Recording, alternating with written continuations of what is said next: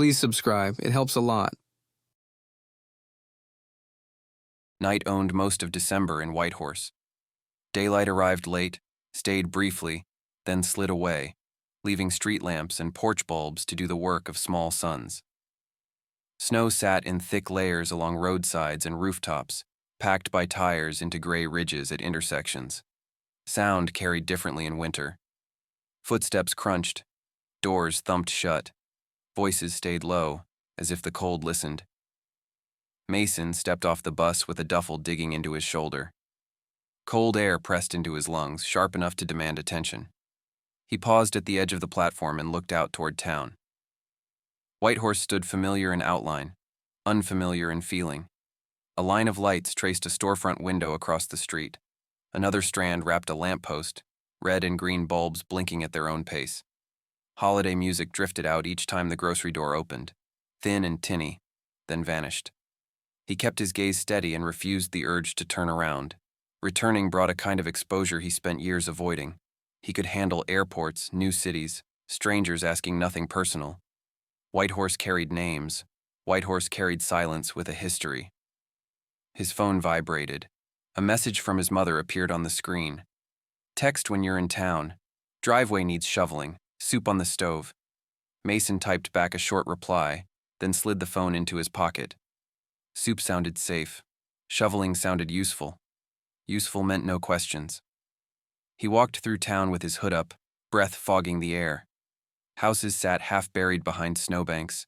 Trees wore strings of lights, some steady, some flickering, some already dead. An inflatable snowman leaned sideways in one yard, trapped in ice, arms raised in permanent cheer. Mason looked away before irritation turned into something heavier. His family home waited at the end of a familiar street. The porch light glowed warm against the blue snow.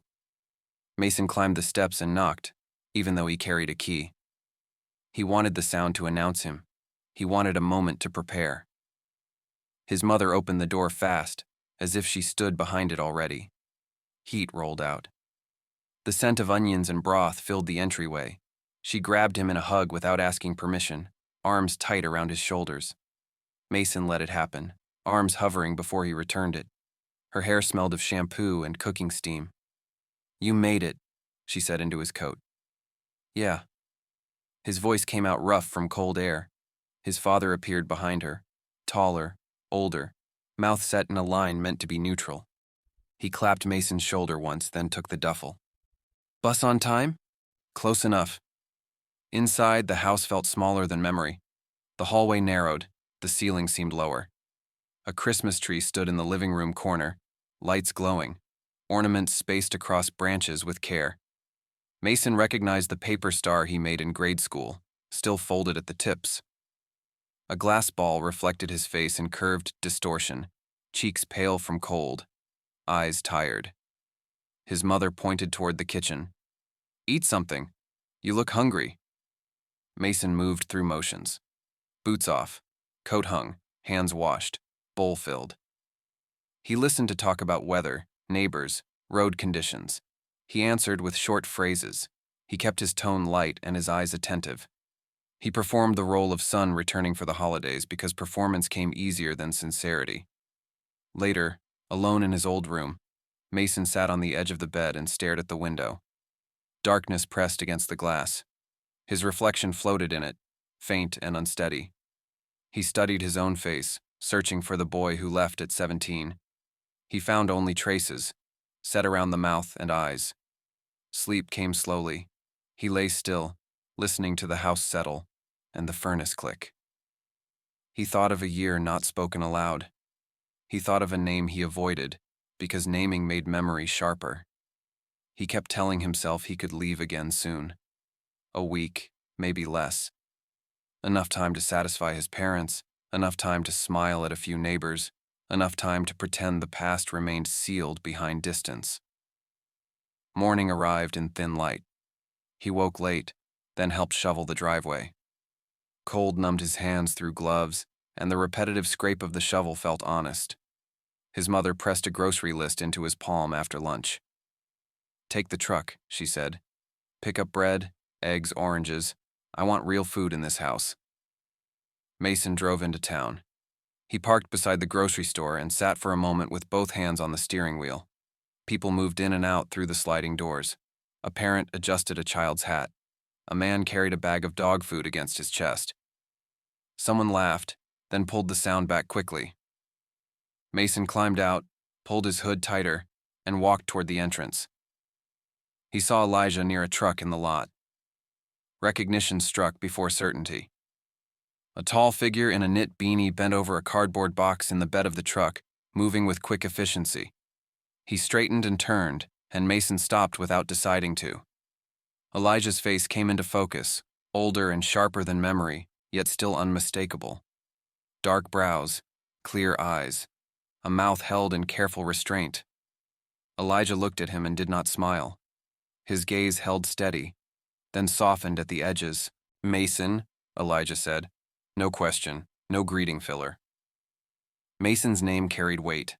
Mason felt heat rise in his chest, unwelcome and immediate. He forced air into his lungs. "Hey." A pause opened between them. Snow squeaked beneath boots as other shoppers passed, but Mason barely registered movement. Elijah's eyes moved over Mason's face, then settled on his mouth, then returned to his eyes. Mason remembered being 14 and watching Elijah do the same, as if Elijah always read people before he spoke. "You came back," Elijah said. "For Christmas," Mason replied. The words sounded rehearsed, even to him. Elijah nodded once, slow. "How long?" "Week, maybe less." Elijah's jaw tightened. He looked away toward the store entrance, then back. "Yeah," he said, voice quiet. No accusation, no welcome, only recognition of how Mason operated. Mason's throat felt dry. He wanted to explain. He wanted to confess. He wanted to keep his defenses intact. He chose the safest route and asked, "You live here still?" Elijah snorted, almost a laugh, then swallowed it. "Whitehorse doesn't move." Mason tried to smile. "Guess not." Elijah reached into the truck bed and lifted a small paper bag. Grease spots marked the bottom. "My grandma baked too much. Bannock bites. She gets angry if people refuse. Take some." Mason accepted the bag. His fingers brushed Elijah's. Contact lasted less than a second, yet Mason's pulse jumped. Elijah's hand pulled back fast, then rested on the side of the truck, knuckles pale from cold. "Thanks," Mason said. He looked down at the bag, then up again. "Tell her I said thanks." Elijah studied him. "She remembers you." The statement landed hard. Mason held his expression neutral. "People remember all sorts of stuff." Elijah's gaze lifted toward the pale sky. "Aurora forecast looks strong this week." Mason followed his eyes without wanting to. Even in daytime, the sky felt huge over Whitehorse, a ceiling of cold light. He remembered nights spent on the riverbank with Elijah, backs flat on snow, breath turning to crystals. Elijah would point to stars and name them. Mason would pretend he understood, then laugh when Elijah corrected him. "You still go out to watch?" Mason asked. Elijah shrugged. "Sometimes." Mason's chest tightened. "People still talk about it?" Elijah's eyes returned to his. "Yeah, people are talking." The words carried something underneath. Warning, maybe. Invitation, maybe. Mason felt the pull in his stomach, equal parts curiosity and dread. He should have turned toward the grocery store and ended this conversation cleanly. Instead, he stayed rooted beside Elijah's truck, unable to step away. Elijah's voice lowered. "If you want, I can take you out. Past town. Less light pollution. Same places we used to go." Mason's grip tightened on the paper bag. A simple offer, yet it opened a door Mason kept barricaded for years. He saw a flash of the last winter he lived here, a night full of wind, a phone vibrating unanswered, a goodbye swallowed instead of spoken. He looked at Elijah and saw patience and hurt, and something gentler behind both. Mason swallowed. "Maybe," he said. The word failed to sound casual. Elijah nodded, as if he expected uncertainty. "Think about it," Text me. Mason's phone number sat in Elijah's memory, or Elijah assumed it did. Either option felt intimate. Mason forced himself to move toward the entrance. He glanced back once. Elijah watched him go, still as a marker in snow. Inside the grocery store, warmth hit Mason's face. Holiday music rang louder. He pushed a cart down an aisle and stared at bread he did not need to examine. His hands shook slightly, and he told himself it came from the cold. Outside, beyond parking lot lights and rooftops, the sky waited. December offered long nights. Christmas approached. Mason felt something stir under his ribs, a sense of being observed by more than memories. He picked up oranges, eggs, bread. He moved through errands with care, yet his mind stayed outside, fixed on Elijah's eyes and the promise carried in his quiet voice. Past town, same places. Mason paid, bagged groceries, walked back into the cold. He stared up at the pale afternoon sky and wondered what waited above it once darkness returned. Darkness returned early. By late afternoon, Whitehorse looked carved from shadow and lamplight, edges softened by snow. Mason sat at the kitchen table while his mother talked about dinner plans, and his father listened with one ear. Mason answered at the right moments and kept his hands wrapped around a mug for warmth, though the house stayed comfortable. Heat never reached the place inside him where Whitehorse gathered. His phone rested beside his plate. He watched the screen more than he watched the conversation. Elijah's name stayed in his mind with an unexpected steadiness, as if the reunion placed a weight on a scale and the world began to tilt. After dinner, Mason cleaned his bowl, rinsed it longer than necessary, then drifted toward the living room. The Christmas tree lights blinked softly. Ornaments reflected the room in fragments. He stared at the paper star from childhood until his eyes blurred. He felt a pressure behind his ribs, not pain, not hunger, something closer to restless grief. He stepped away. Upstairs, he closed his bedroom door and sat on the bed with his phone in both hands. His thumb hovered over the screen. A text could open an evening he might regret. Silence could rot into something worse. He typed, deleted, typed again. "You still free tonight?" He stared at the message, then sent it before he could overthink the weight behind each word. Minutes passed. He tried to read an old book from the shelf, but the lines refused to hold. The phone buzzed. "Pick you up in 20, dress warm, meet outside, no extra words, no smiley faces." Elijah wrote like he spoke, clean and careful. Mason dressed in layers, pulled on thick socks, boots, a heavier coat. He stood in front of the mirror and studied his face, then looked away. He wanted to feel older than 17. He wanted to feel immune to the past. Instead, he felt exposed. He walked outside and closed the door softly behind him. The air bit at his cheeks. Snow squeaked under his boots. A few houses down, a dog barked once, then quieted. Mason waited near the end of the driveway. His breath fogged and vanished. He checked the street, then checked again. Headlights appeared, washed across the snowbanks, then dipped as a truck rolled up. Elijah leaned over from the driver's seat and pushed the passenger door open. "Get in," Elijah said. Mason climbed inside. The cab smelled faintly of cold air and coffee. Heat came from the vents, uneven but welcome. Elijah looked forward, hands on the wheel, then glanced at Mason. "You eat?" Elijah asked.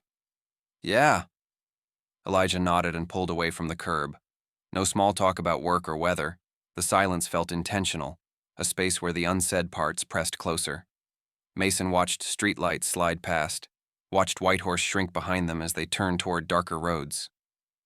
They drove with the radio off. Snow reflected headlights in dull flashes. Trees crowded the edges of the road, branches heavy. The town's glow faded until only the truck's beams cut through night. Mason glanced at Elijah's profile. Elijah kept his eyes on the road, posture steady. Mason remembered Elijah as a kid who always knew where he stood, even when Mason didn't. Mason remembered Elijah's hands, always busy, always building something.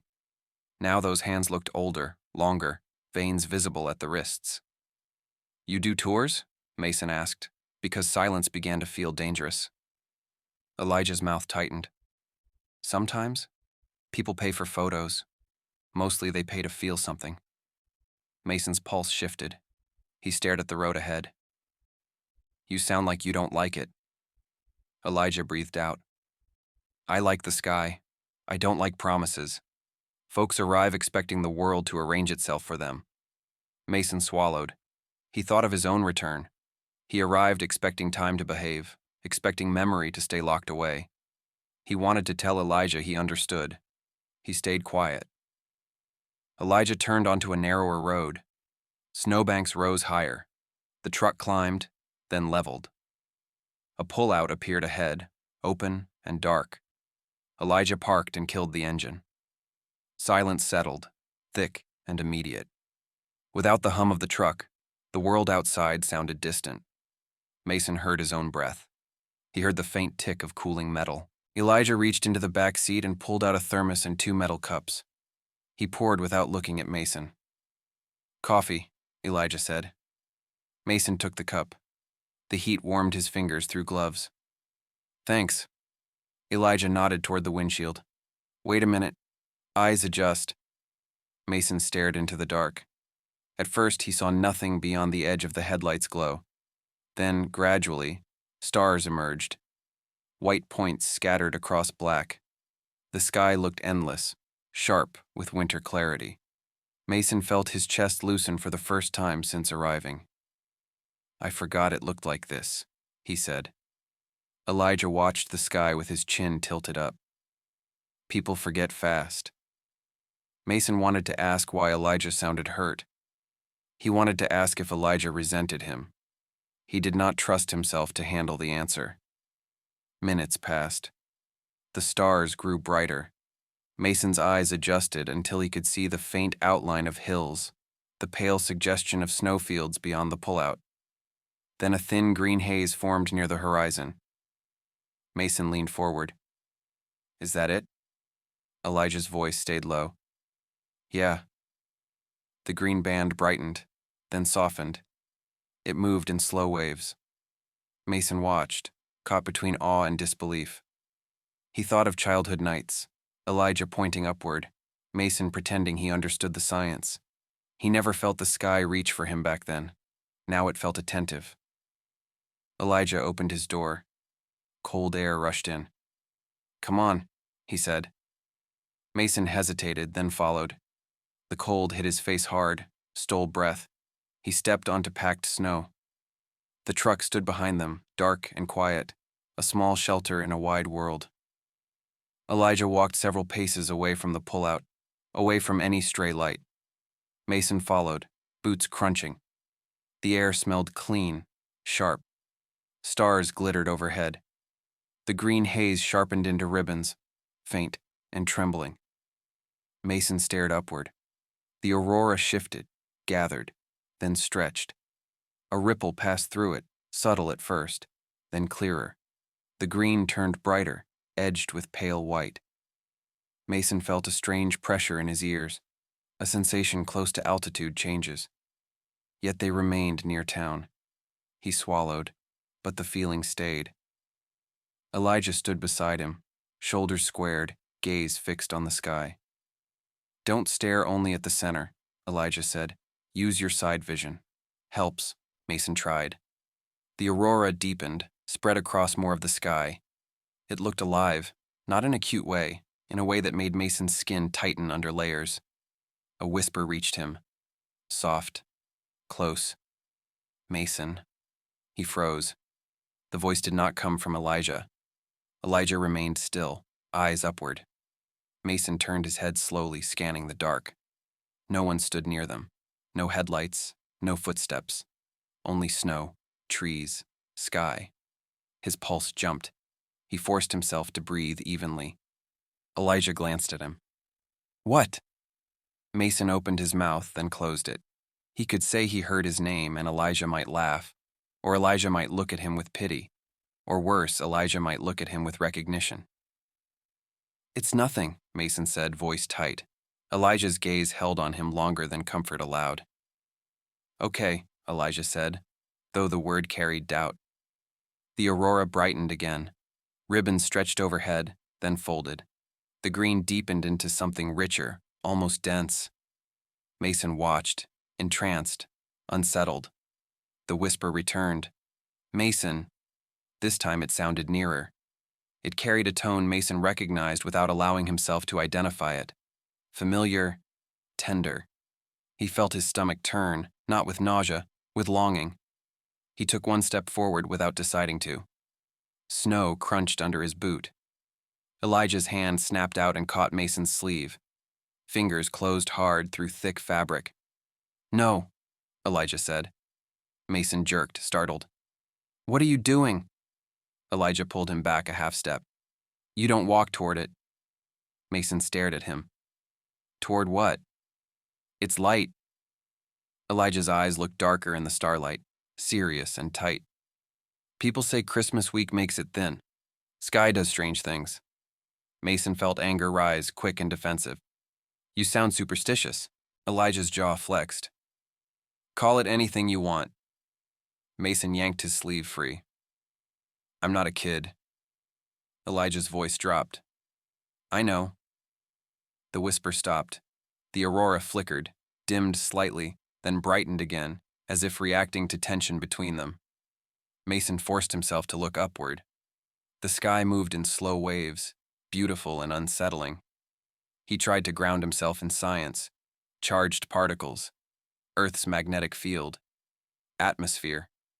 Explanations felt thin out here, not because they lacked truth, because they failed to touch what Mason felt in his bones. He heard his name once more, quieter, almost buried beneath the windless silence. Mason stepped forward again, smaller this time, careful. Something inside him reached toward the voice with hunger. He hated the hunger. He hated how familiar it felt. Elijah grabbed his arm, not his sleeve now. His grip warmed through layers, firm, anchoring. "Listen," Elijah said. "It can pull, especially people carrying things." Mason stared at Elijah's hand on his arm, then up at Elijah's face. The word things carried weight. It carried knowledge. Mason swallowed hard. "You think I'm imagining it?" Elijah shook his head once. "No." The answer struck deeper than denial. Mason's throat tightened. "Then what is it?" Elijah looked up at the aurora, then back at Mason. His breath fogged between them. "People in town talk," he said. "Aurora can feel like it listens. Christmas makes it worse, better. Depends on who you ask." Mason's heart pounded. "So what, it talks back?" Elijah's gaze dropped for a moment, then lifted again. "Not like a person. More like it finds cracks." Mason's chest ached. The word cracks felt too accurate. He felt split open by returning, by seeing Elijah, by standing under a sky that refused to stay silent. The aurora surged brighter overhead, then wavered, and in the wavering, Mason saw movement in the pattern that looked intentional. His skin tightened under his coat. His mind fought to label it coincidence. His body refused. Elijah's grip stayed firm. "We go back to the truck," Elijah said. Mason wanted to argue. He wanted to chase the whisper, to find the source, to prove he still controlled his own feet. Yet Elijah's touch held him in place in a way Mason did not expect. Not force, care. Mason let Elijah guide him back toward the truck, step by step. Each crunch of snow sounded loud. The aurora dimmed behind them, still present, still shifting, yet less demanding. They climbed into the cab. Elijah started the engine. Heat pushed into the space. Mason sat rigid, hands clenched around the metal coffee cup. Elijah stared through the windshield at the sky. "If it calls again," Elijah said, voice low, "don't answer alone." Mason did not reply. Words gathered behind his teeth and refused to form. He looked out at the aurora and felt the uneasy certainty of being seen. When the green light faded into a thinner haze, Mason realized he did not feel relief. He felt pulled. Mason returned home late with groceries in the back seat and Aurora still behind his eyes. He moved through the kitchen quietly, placed food where his mother wanted it, answered questions with soft words. He blamed the cold for his tight jaw. He blamed travel fatigue for his silence. He kept Elijah out of his sentences, though Elijah stayed in his body, in the memory of a hand gripping his sleeve, then his arm, steady enough to stop Mason from walking into something unseen. In bed, sleep refused to arrive cleanly. His mind replayed the moment the sky spoke his name. He told himself the wind could shape sound. He told himself stress could create tricks.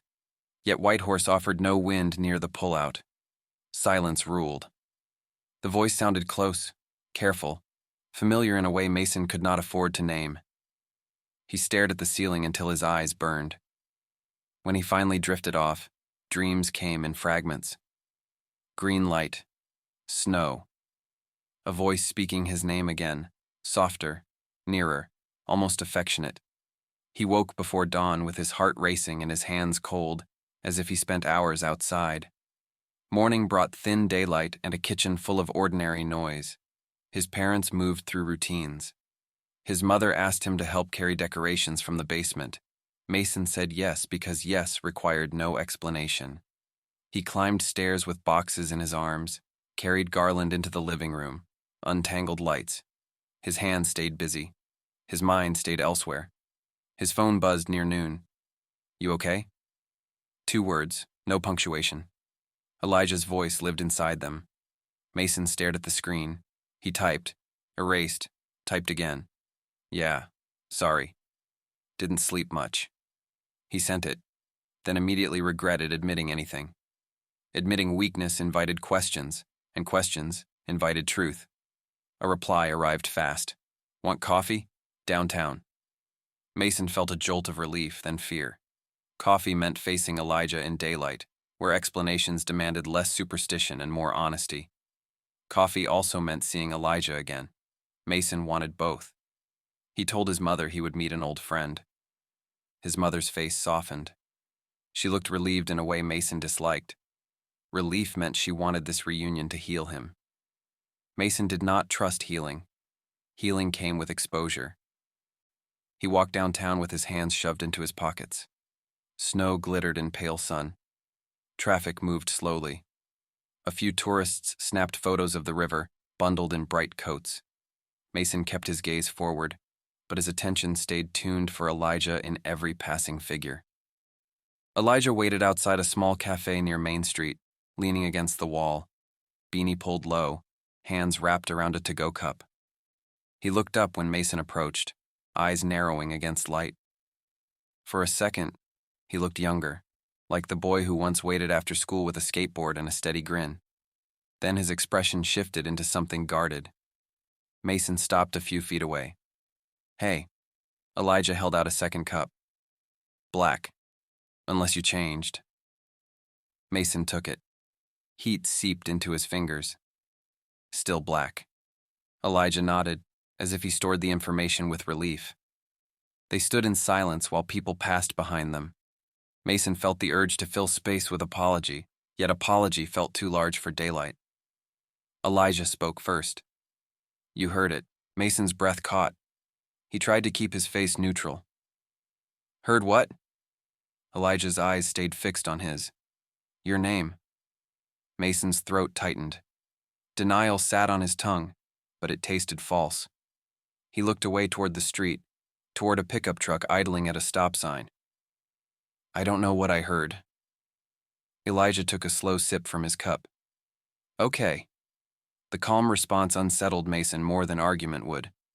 "You believe me," Mason said, and the statement came out sharper than he intended. Elijah's mouth pressed into a line. "I believe you heard something." Mason stared at him.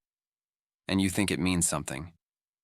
Elijah looked past Mason's shoulder toward the pale sky. "I think you shouldn't go out alone." Mason felt irritation rise mixed with fear. "I'm not planning to wander into the woods." Elijah's gaze returned, steady and flat. "Promise." Mason opened his mouth, then closed it. The word promise carried weight between them. Mason made promises once. Mason broke one when he left. His chest tightened. Elijah shifted his stance, boots crunching lightly on packed snow. Walk with me, he said. They moved side by side down the sidewalk, coffee cups warming their hands. The cold air stung Mason's lungs. Elijah set a slow pace, as if he wanted Mason to match him. Mason did, though his body wanted to rush.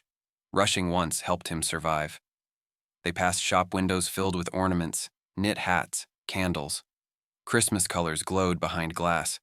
Mason watched reflections of himself and Elijah overlap in the window. Two shapes moving together.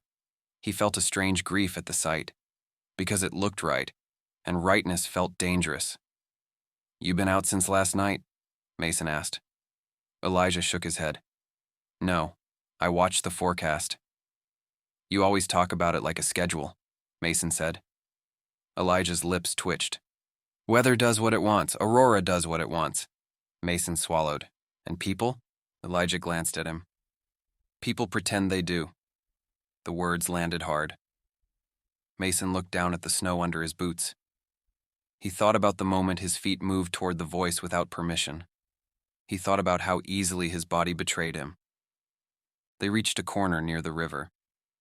The water moved dark beneath ice edges. Mason stopped and stared at it.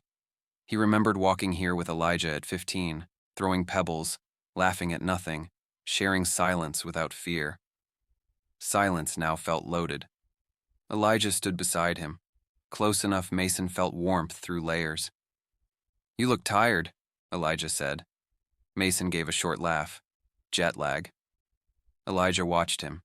"You always call it something else." Mason's grip tightened on the coffee cup. "What do you want from me, Eli?" Elijah's name slipped out without permission, old and intimate. Mason regretted it instantly. Elijah's eyes flicked to Mason's mouth, then back to his eyes. His throat moved as he swallowed. Elijah spoke quietly. "I want you not to disappear." Mason's chest tightened. The river noise filled the space. Mason looked away, because meeting Elijah's gaze felt like standing under the aurora again, exposed to something larger than logic. "I'm here," Mason said. Elijah's voice stayed calm. "For a week." Mason's jaw clenched. He wanted to argue, to defend his right to leave. He wanted to admit he felt trapped by staying, trapped by memory, trapped by Elijah himself. He said none of it. The truth sat in him like a stone. Elijah stepped closer. "Listen," he said, and his breath fogged between them. "I'm not trying to control you. I'm trying to keep you safe." "Safe from light in the sky?" Mason asked, and the sarcasm sounded weak even to him. Elijah's eyes sharpened. "Safe from you." The words cut. Mason flinched. "From me." Elijah nodded once. "You heard your name and walked toward it. You didn't even argue until I stopped you. You looked gone." Mason's throat tightened. He remembered the pull. He remembered how the voice sounded familiar in a way he refused to name. "Maybe I wanted to see what it was," Mason said. Elijah's jaw flexed. "People who follow it don't always come back whole." Mason stared at him. "You said people say it gets thin at Christmas." Elijah's gaze dropped for a moment, then lifted again. "Yeah." Mason's pulse quickened. "So you've seen it happen?" Elijah did not answer. Silence served as confirmation. Mason's chest ached. He wanted to ask who Elijah lost. He wanted to ask if Elijah chased the aurora once too. He wanted to ask why Elijah's hand felt so steady on his arm. He wanted to ask why being near Elijah made him feel both safer and more exposed. Instead, he asked, "Are we going out again?" Elijah's eyes held on him. "Only if you want." Mason breathed in cold air, then out. He felt the pull inside him, not toward danger exactly, toward answers. He also felt Elijah beside him, real and warm, a person with history and hurt and patience. "I want to," Mason said. Elijah's shoulders eased slightly, though tension stayed in his face. "Tonight," Elijah said. "Not as late. We'll pick a spot closer, less dark." Mason nodded. "Okay." Elijah hesitated, then reached out and adjusted the edge of Mason's scarf near his collar, a small practical motion. His fingers brushed Mason's throat through fabric, brief and careful. Mason froze. The touch felt too intimate for daylight and too gentle to reject. Elijah pulled back fast, hand dropping to his side. "You dress warm," he said, voice low. Mason's mouth went dry. "I will." They walked back toward town. Mason felt Elijah's presence beside him with every step. The cold air bit at his cheeks, but inside him something kept warming, painful, and alive. Night approached again. Mason felt its pull already. He feared the aurora. He feared what it might show him. He feared how easily he said yes to Elijah's company. As they reached the edge of the cafe block, Elijah paused. "Text me when you're ready," he said. Mason nodded, then watched Elijah walk away. Elijah did not look back. Mason stood alone on the sidewalk with his coffee gone cold, staring at the dim sky. He thought about promises. He thought about what disappeared when people left. He thought about how the aurora spoke his name, and how Elijah answered without speaking, with a hand on his arm, keeping him in the world. He walked home with darkness gathering, and he felt with uneasy clarity that the next night would not remain quiet. Mason spent the afternoon moving through his parents' house with an alertness he tried to hide. He helped hang garland along the stair rail. He carried a box of ornaments into the living room. He stood near the tree while his mother adjusted lights and his father pretended not to care. Mason nodded at comments, laughed when expected, then drifted away whenever conversation threatened to turn personal. His phone stayed near him at all times. When evening settled over Whitehorse, he went upstairs early and dressed in layers again: wool socks, thermal shirt, sweater, heavy coat. He checked the window twice, as if sky itself could be caught preparing. Darkness pressed against the glass, clean and complete. Streetlights painted yellow circles on snow. He texted Elijah. "Ready?" Elijah replied within minutes. Outside. Mason walked out into cold air and pulled his hood up. The truck rolled to the curb with headlights dimmed. Elijah leaned over and opened the passenger door, same motion as before, efficient and quiet. Mason climbed in. The heater already ran. Warm air hit his hands and face. Elijah drove with the same focus. No radio, no small talk. Yet the silence felt different now, less guarded, more deliberate, as if both of them listened for something beneath ordinary sound. They did not drive far. Town lights faded only slightly before Elijah turned onto a smaller road and parked at a pullout near open snow and dark tree line. Mason saw faint glow from Whitehorse behind them, a distant band on the horizon. Still, the stars looked brighter here, sharper. Elijah killed the engine. For a moment, neither of them moved. "You sure?" Elijah asked. Mason's throat tightened. "Yeah." Elijah watched him. "If you hear it again." Mason forced himself to meet Elijah's eyes. "I'll tell you." Elijah nodded once. He reached for the thermos and poured coffee into 2 cups. He handed one to Mason, careful not to touch his fingers this time. The avoidance landed like a bruise. Mason wrapped his hands around the cup. Heat steadied him. "You always bring coffee." Elijah looked out the windshield. "Keeps people awake, keeps people talking." Mason swallowed. "Keeps people from walking off." Elijah's jaw tightened, then eased. "Yeah." They waited, eyes adjusting. The sky filled with stars. Snow reflected faint starlight. Mason stared upward until his neck ached, because looking at the ground felt too much like waiting for something to grab his ankles. A faint green haze gathered near the horizon. It brightened slowly, then spread. Mason felt his pulse rise. He stepped out of the truck. Cold struck his face hard. He walked several paces away, boots crunching. Elijah followed, slower, posture cautious. The aurora strengthened. Green ribbons formed, then loosened, then formed again. Movement carried intent, as if the sky practiced words it could not speak. Mason stood still, breathing slow. He tried to hold on to logic. He tried to stay inside his body. The green light drifted overhead. It thickened near the center of his vision. Then his name arrived again. Mason. Soft. Close. No wind, no footsteps, no human source. His stomach turned, his hands curled into fists inside his gloves. He felt the pull in his legs, subtle, yet real.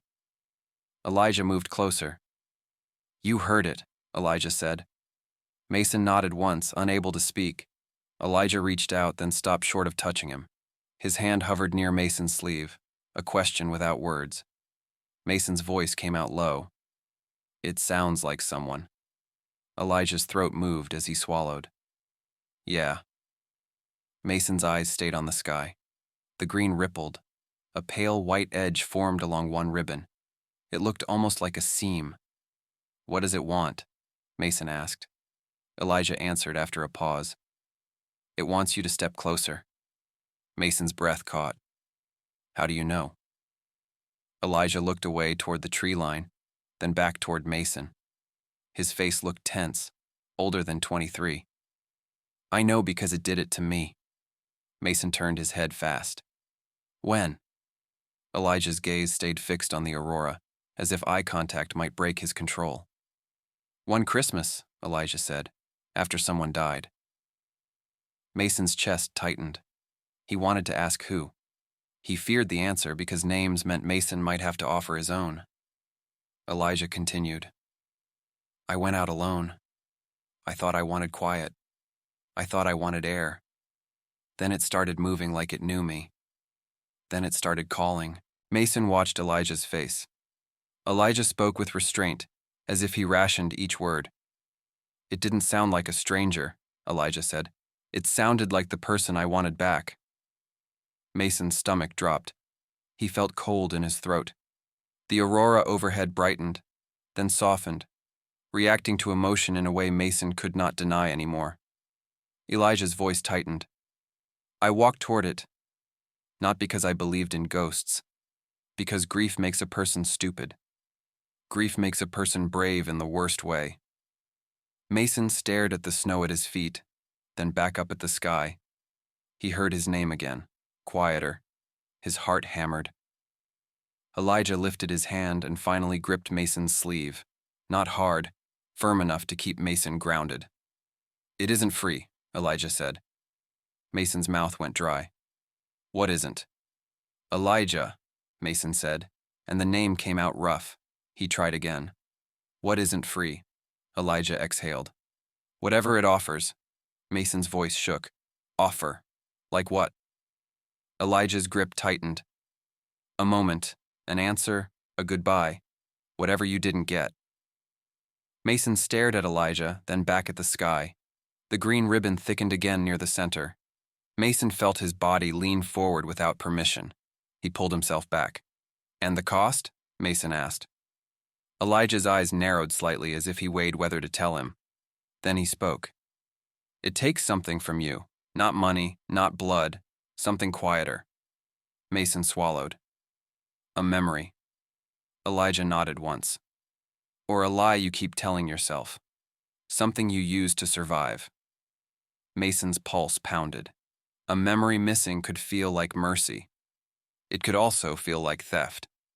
A lie taken away could leave a person raw. Mason thought about the lies he carried. He thought about the way he performed being fine. He whispered, "Did it take something from you?" Elijah did not answer immediately. He watched the aurora for a long moment. Mason could hear Elijah's breathing.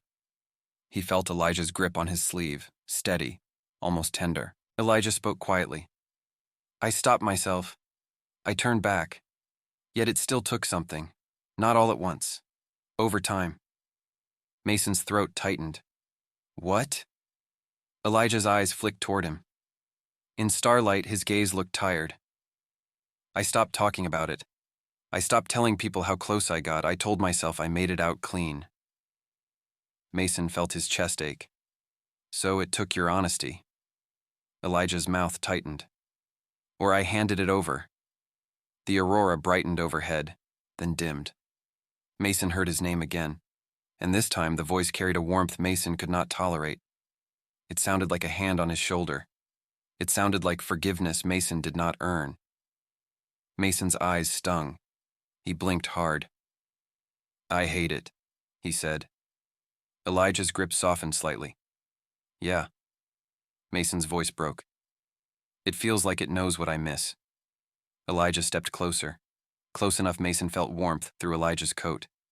Elijah did not let go of Mason's sleeve. "It finds cracks," Elijah repeated. "You came back with cracks." Mason swallowed hard. "I came back because my mom asked, because leaving again felt easier than staying away forever." Elijah did not respond with comfort. He only listened. Mason stared upward. Green light rippled. The voice spoke his name again, patient, inviting. His body wanted to move. His mind screamed to stay. He whispered, "I don't want to lose more." Elijah's hand shifted from Mason's sleeve to Mason's forearm, firmer, closer. "Then don't walk toward it," Elijah said. "Walk toward me." The words hit Mason in the ribs. He turned his head. Elijah stood close, eyes locked on Mason's face, breath visible between them. The closeness carried heat. It also carried fear. Mason's pulse surged. He wanted to step into Elijah. He wanted to grab Elijah's coat and pull him nearer. He wanted to escape his own grief inside someone else's warmth. He did not move. "You don't get to say things like that," Mason said, voice low, angry with himself for how much it mattered. Elijah's face tightened. "Why not?" Mason swallowed. "Because I'll believe you." Elijah's eyes flicked to Mason's mouth again, then returned to his eyes. "Believe me," Elijah said. The aurora overhead surged, green turning brighter, then shifting, then calming. Mason heard his name once more, and he hated how the voice seemed to wait for his choice. Elijah looked up, then back at Mason. "Forecast says Christmas Eve will be strong," Elijah said. "People already talk about it." Mason's stomach tightened. "Strong enough to do more." Elijah nodded. "Strong enough to feel like a door." Mason stared at the sky, then at Elijah's hand on his arm. He felt trapped between grief behind him and risk ahead of him. He felt Elijah beside him, real and solid, offering no easy comfort, only presence. He whispered, "I don't know what I'll do." Elijah's grip stayed steady. "You won't do it alone," Elijah said. Mason stared up at the aurora as it thinned into softer ribbons. His name did not come again for several long breaths. The silence felt temporary, like a pause in a conversation the sky refused to end. He stood there in the cold with Elijah's hand anchoring him, and he understood with sharp clarity that Christmas Eve would demand an answer. Christmas Eve arrived with a strange quiet in Whitehorse, a quiet Mason noticed even inside his parents' house. Voices stayed softer, movement slowed. The tree lights blinked in the corner of the living room, steady work against deepening dark. Mason helped set plates, carried food, answered questions.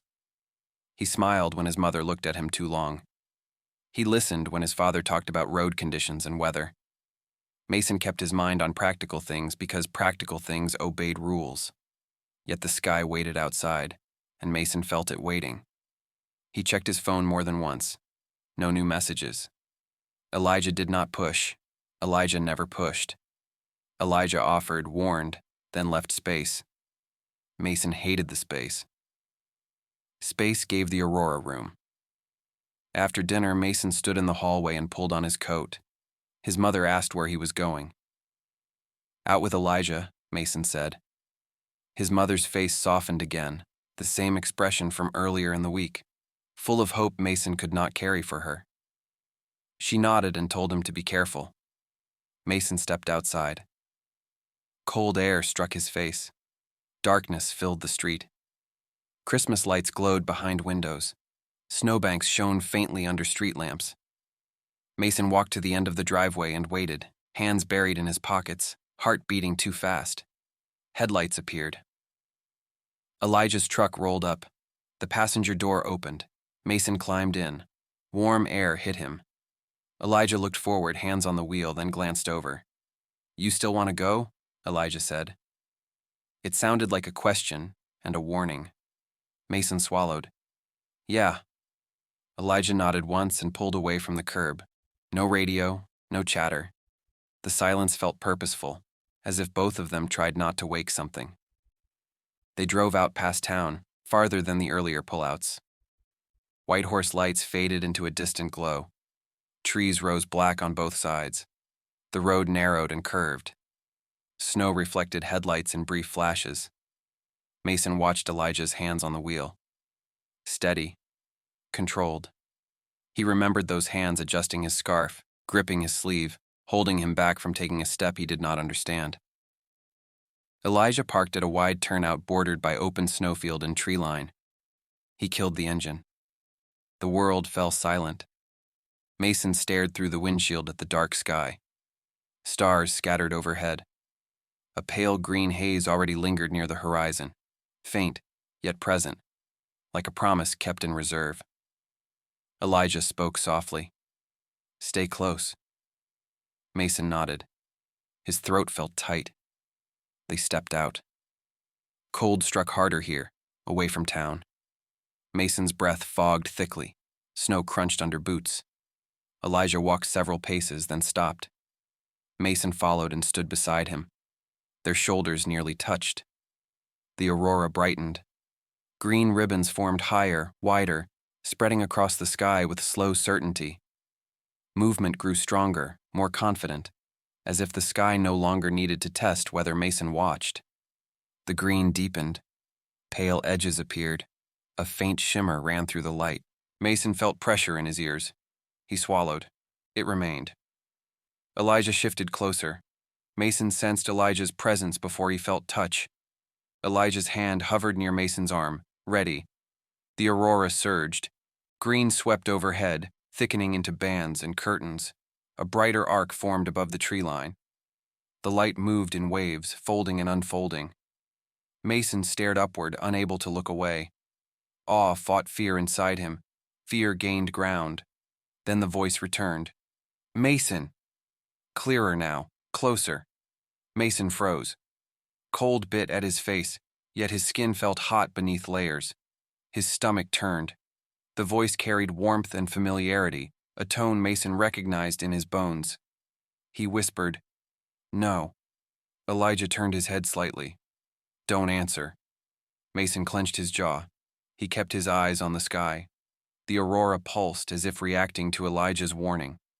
The green brightened again, then shifted, forming a shape near the center of Mason's vision.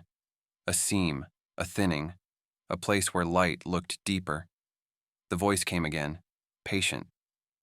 Mason. A step forward pulled at Mason's legs. His body leaned. Elijah's hand closed around Mason's forearm, firm through fabric. Look at me, Elijah said. Mason tried. He turned his head and met Elijah's eyes. Elijah's expression looked tight, controlled, yet fear flickered beneath it, honest and raw. Elijah did not look away. The aurora brightened behind Elijah, bathing snow in green tint.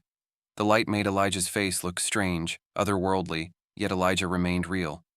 Breath, heat, weight, presence. Mason's voice shook. It sounds like someone I lost. Elijah's grip tightened. I know. Mason's throat tightened further. It wants me to come closer. Elijah swallowed. It will offer you a moment. Mason stared at Elijah's mouth, then forced his eyes back up to Elijah's eyes. A moment with them. Elijah nodded once. Mason turned back to the sky. The seam in the aurora widened. The green moved as if pulled apart. The space beyond looked darker than night, deeper than sky. Mason felt it pulling him. He took one step. Snow crunched. The sound felt loud in the silence. Elijah yanked him back by his forearm. Not violent, urgent. Mason stumbled, caught himself. His heart hammered. Elijah! Mason snapped, anger flashing because fear needed an outlet. Stop. Elijah's eyes stayed locked on him. Say you won't go. Mason's breath came fast. I want to see them. Elijah's jaw flexed. I understand. Mason's voice broke. You don't. Elijah's gaze hardened, then softened. I do, Elijah said. I walked toward it once. I thought I could take a moment and return unchanged. Mason's chest tightened. And it took something. Elijah's grip remained firm. Yes. Mason stared upward again. The seam widened more. The aurora pulsed in thick waves. The voice spoke his name again, gentle, coaxing. Mason felt tears sting his eyes. He blinked hard. Cold air turned moisture into a burn. He whispered, I never got to say goodbye. Elijah moved closer. Their coats brushed. Elijah's breath fogged near Mason's cheek. You can say goodbye without stepping into it, Elijah said. Mason shook his head, small and desperate. You don't know what I need. Elijah's voice dropped. Tell me, Elijah said. Tell me what you need. Mason turned, face close to Elijah's. The closeness startled him, how quickly space disappeared between them. Elijah looked intent, eyes bright in green light. Mason felt Elijah's hand on his arm, steady, grounding. Mason swallowed. Words rose from a place Mason kept locked. I need it to stop hurting, he said. I need to stop running. I need to stop thinking love always ends in loss. Elijah's expression shifted. Pain crossed it, then resolve. Love ends in loss sometimes, Elijah said. Love also ends in living. Love can stay. Mason's throat tightened. Not for me. Elijah's eyes held his. For you too, Elijah said. If you choose it. The aurora pulsed again, brighter, as if impatient. The seam looked wider. The darkness behind it felt inviting in the most dangerous way. Mason felt the pull sharpen. His body wanted to move. His mind screamed for him to stay. He stood between those impulses and felt split. The voice spoke again, now tender, almost intimate. Mason. Mason's chest squeezed. He turned his head toward the seam without meaning to. Elijah's hand slid from Mason's forearm to Mason's wrist, firmer. Stay, Elijah said. Mason looked at Elijah's hand, then up at Elijah's face. Elijah looked frightened, yet he did not retreat. He stood there in open snow under a sky opening like a wound, and he still held on. Mason whispered, Why do you care this much? Elijah's breath caught. His eyes flicked to Mason's mouth again, then back. Because you mattered before you left, Elijah said. Because you matter now. Mason's heart pounded.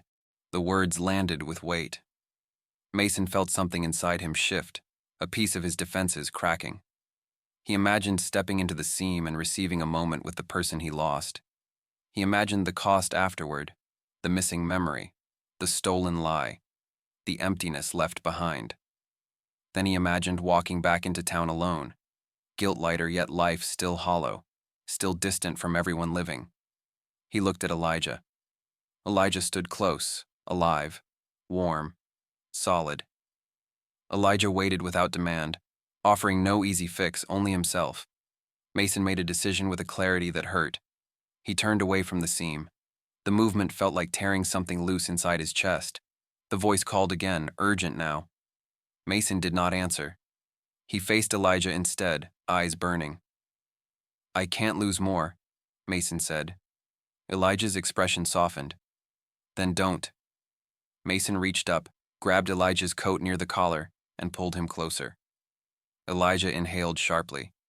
For a second, Elijah stayed still, as if afraid to assume permission. Then Elijah's hand rose to Mason's jaw, gloved thumb near Mason's cheekbone. Careful. Mason kissed him. The kiss began uncertain, then steadied. Cold air surrounded them, yet Mason felt heat where Elijah touched him.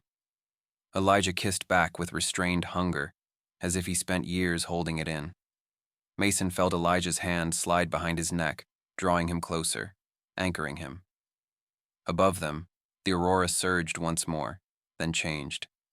The green light rippled, then softened. The seam narrowed. The pressure in Mason's ears eased. The voice stopped speaking his name. Silence returned, not empty, attentive. Mason broke the kiss and rested his forehead near Elijah's, breath fogging between them. His hands still gripped Elijah's coat. Elijah's fingers remained at Mason's neck, steady. Mason whispered, voice rough, "I choose you." Elijah's eyes closed briefly. When they opened again, they looked wet in starlight. "Thank you," Elijah said, voice low. Mason looked up. The aurora still moved, still bright, yet it no longer felt like a doorway.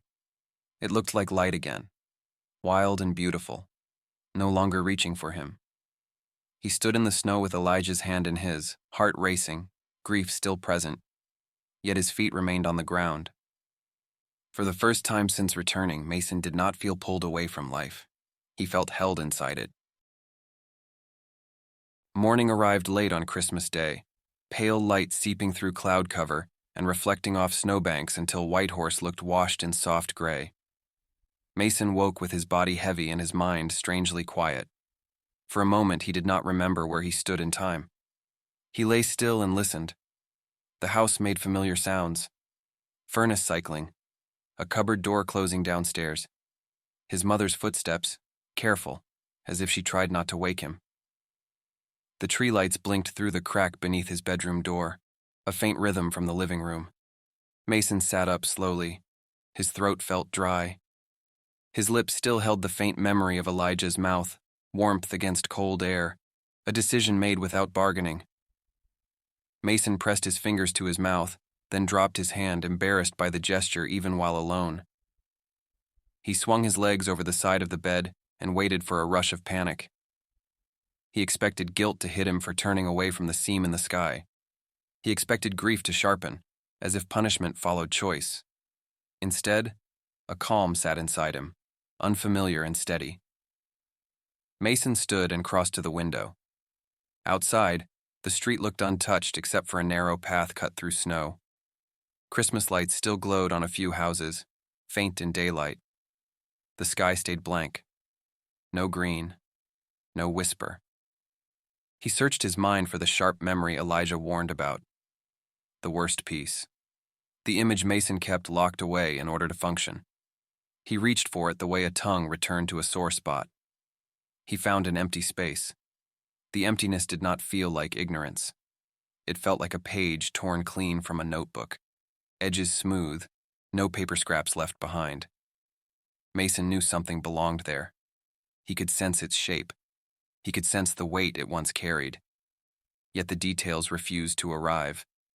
His chest tightened. Fear rose, then stalled. Mason tried again. He traced backward through time, looking for the moment that broke him at 17. He caught fragments around the missing center, snow on boots, a phone vibrating, a room lit by a single lamp, a voice on the other end of a call. He reached for a face, a sentence, a final image. Nothing. Mason inhaled sharply and held the air in his lungs, waiting for the emptiness to collapse him. It did not. The emptiness stayed, quiet and complete. He felt grief nearby, still present, yet the grief lacked its sharpest edge. Pain remained, though pain no longer controlled his breath. He leaned his forehead against the cold window glass. Tears came anyway, slow and hot. Not from the missing memory alone. Tears came from the realization he could survive the loss of a memory. He could survive the loss of a story he repeated in his own head like a punishment. He wiped his cheeks and stepped back. His hands shook slightly. He whispered into the room, "Okay." Downstairs, his mother called his name. Mason answered, voice steady enough to pass. He dressed and went down. His parents sat near the tree with coffee mugs and a plate of cinnamon buns. His mother looked up with relief. His father gave a small nod. "Merry Christmas," his mother said. "Merry Christmas," Mason replied. He sat with them, opened a small gift bag, smiled at socks and a scarf, laughed at a book his father picked out. Mason acted normal because normal felt possible. He did not feel hollow. He did not feel like a liar. He felt present. After breakfast, his mother moved to the kitchen to wash dishes. His father turned on the television low, then muted it when the sound annoyed him. Snow fell lightly outside, faint flakes drifting past the window. Mason's phone buzzed. "You awake?" Elijah's name lit the screen. Mason stared at it, then felt warmth rise in his chest. He typed back fast. "Yeah." A reply arrived. "Outside, if you want." Mason's pulse jumped. He stood, pulled on his boots and coat. His mother glanced up. "Going out?" Mason hesitated, then spoke with honesty he usually avoided. "Yeah, I'm going to see Elijah." His mother studied him. Her face softened again, yet Mason did not feel trapped by her hope. He felt grateful for it, even if he could not explain why. "Be safe," she said. "I will." Mason stepped outside. Cold air met him. The street looked quiet, untouched by traffic. Elijah's truck waited near the curb. Elijah leaned against it. Beanie pulled low, hands in pockets, shoulders raised against cold. Mason walked toward him. Elijah looked up and held Mason's gaze without flinching. His expression carried caution, as if he feared Mason might regret last night. Mason did not. Mason stopped within arm's reach. The space between them felt different in daylight. Smaller, more intimate. Mason could see the tiredness around Elijah's eyes, the tension in his mouth. Elijah spoke first. "How do you feel?" Mason considered lying out of habit. The lie did not arrive. He searched for the worst memory again, reflexive, and felt only blank space. "I feel quieter," Mason said. Elijah's shoulders eased a fraction. "You remember everything?" Mason's throat tightened. He shook his head once. "No." Elijah's eyes closed briefly. When they opened, they looked wet. "I'm sorry." Mason surprised himself by smiling, small and real. "Don't be." "I remember enough. I remember the outline. I remember what the pain did to me." Elijah studied him. "Does it scare you?" Mason thought about the missing piece. He thought about how he expected panic, how he found air instead. "It scared me for a minute," Mason admitted. "Now it feels like permission." Elijah swallowed. "Permission." Mason nodded. "Permission to stop using it as proof I deserve to suffer." Elijah exhaled slowly. His breath fogged between them. "I hoped it would take pain," Elijah said. "I worried it would take you." Mason's chest tightened. He stepped closer. "You kept me here." Elijah's eyes flicked to Mason's mouth, then back to his eyes. "You chose," Elijah said.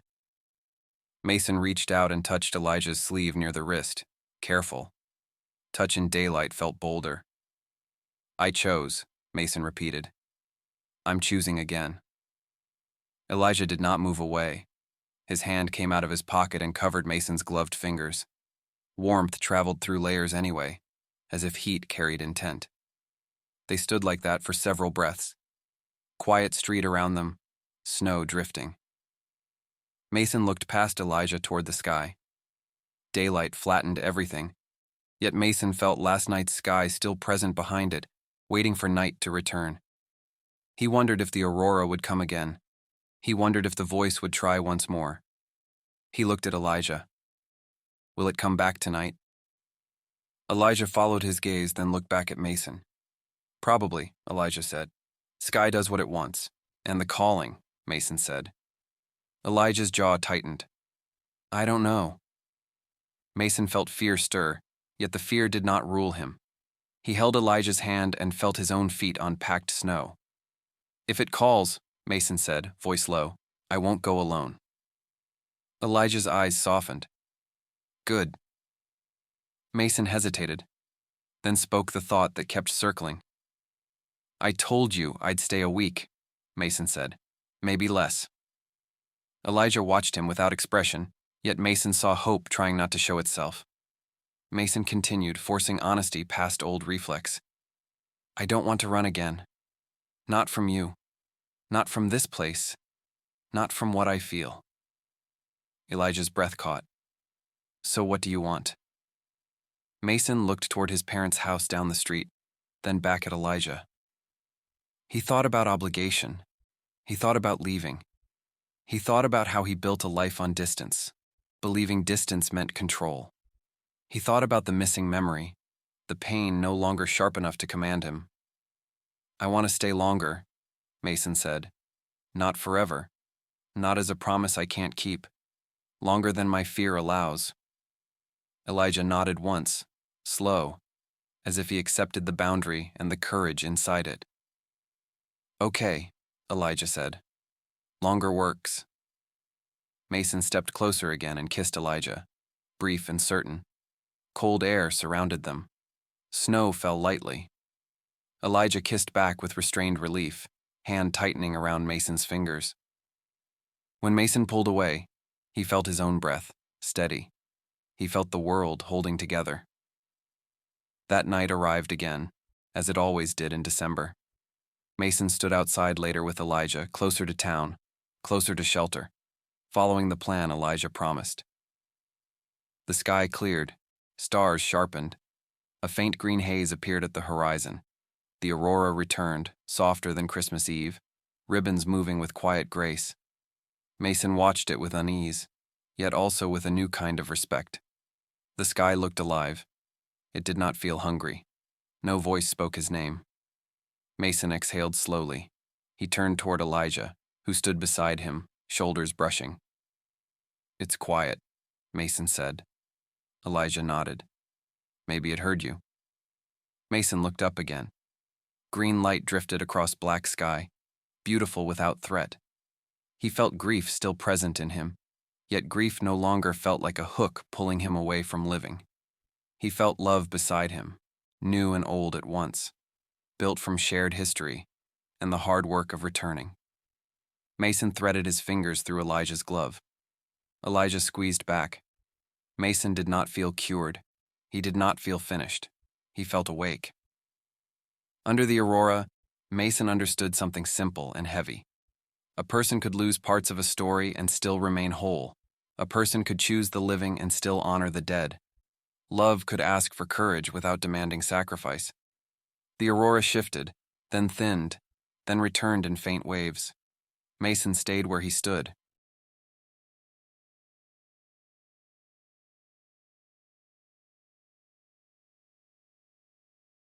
Please make sure you are subscribed and be one of the strange.